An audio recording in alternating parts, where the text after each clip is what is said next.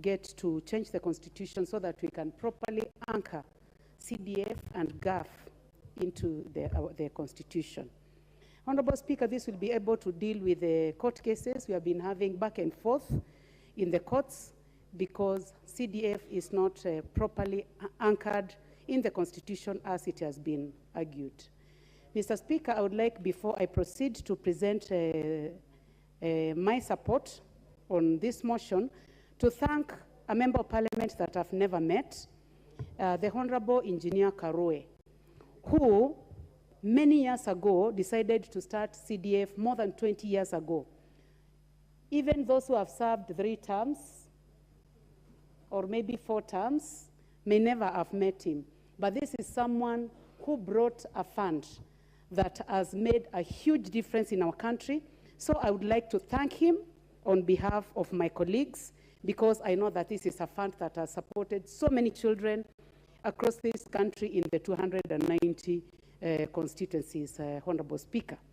Mr. Speaker, those many years ago, over 20 years ago, the Honorable Karue envisaged a 5% from the government revenue to be used as CDF to be distributed to the 210 constituencies that time. So, Honorable Speaker, the movers of this motion, the Honorable Mule and the Honorable Geshimo, are in order, are doing it the right way to say that 2.5% has taken far too long. It is time to increase it from 2.5 to 5%. So, for that reason, I really do support this motion. Over the years, Honorable Speaker, there has been challenges of implementation, which have been handled through various amendments, from the amendment of 2003 to the one of CDF amendment of 2007, to the one of 2013, and later to the 2015, which brought about the NGCDF. And Honorable Speaker, while there, I would like to say that it is time that government thought about disbursing money to CDF, because the matter that was in court, Honorable Speaker, is not NGCDF. It was CDF of 2013. So, since the children, students in secondary schools, students in teacher training colleges, in TTIs, in universities are suffering, it is extremely important that as soon as funds are available, they be disbursed, so that the honorable members of these houses, they go to recess, they will be able to deal with school fees, they'll be able to deal with the blown roofs. There's been a lot of wind, Honorable Speaker, especially in the eastern and the eastern and the lower eastern. And I believe that this could be in many other parts of the country due to climate change. There is a lot of wind, Honorable Speaker, and school roofs have been destroyed. So, Honorable Speaker, I would like to ask that as soon as possible, even before we handle this, it is important to disburse money to the constituencies. I was looking, this morning I watched a situation where someone was analyzing how long it was going to take to go through the motion, to go through the bill, and then to go all the way to the constitutional amendment. And Honorable Speaker, I felt that this is a very long time. Our children cannot wait. The situation in our schools cannot wait. Honorable Speaker, what is trending from my constituency this morning is a school called Ngangati Primary School. It is not only trending in my constituency, but it is trending nationally, that children are learning under a tree. Honorable Speaker, I would like to state in this House that I have the highest number of primary schools in the country. I have over 230 primary schools, and I have over 60 secondary schools. Honorable Speaker, put together, I can estimate the number of institutions in my constituency to 300 institutions. That is primary and secondary schools. It is CDF that has enabled us to have classrooms and to be able to deal with the poor children, to be able to pay fees. So I look forward to the passage of this motion and the subsequent steps that will ensure that we are able to anchor CDF in the Constitution.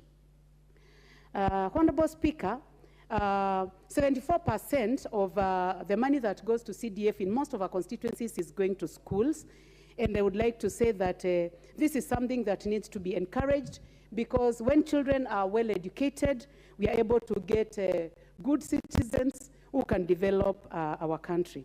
Honorable Speaker, with regard to the matter of bringing on board the fund for the Senate, where they'll be able to check on what is going on in the constituencies and in the counties, I would like to agree with the Honorable Member for Kisumu that this should not only concern the Senate, it should concern Parliament, where we do not only consider funds for Senate, we should consider for Parliament, because members of National Assembly are not part of a CDF committee, and they should also have an opportunity to oversight this fund.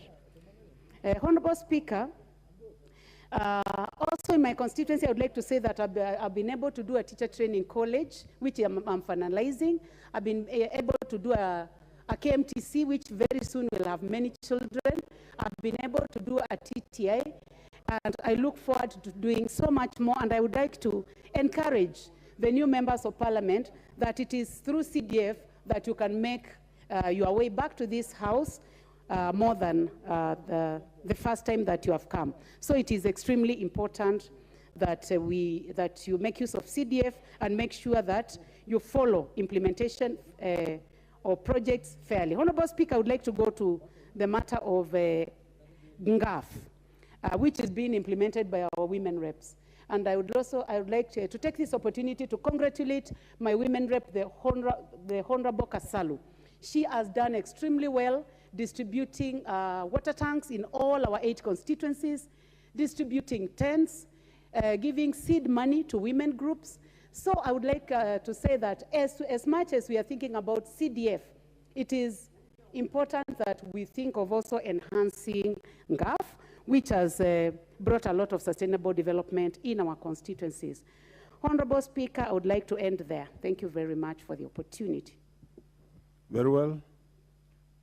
Next is the MP for Soy, David Kiplagat. Absent. Very well. Next is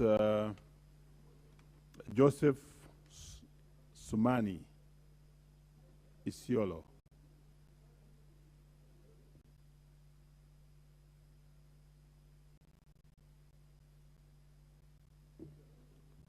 Please, if Joseph Sumani, you know, he's one of our members who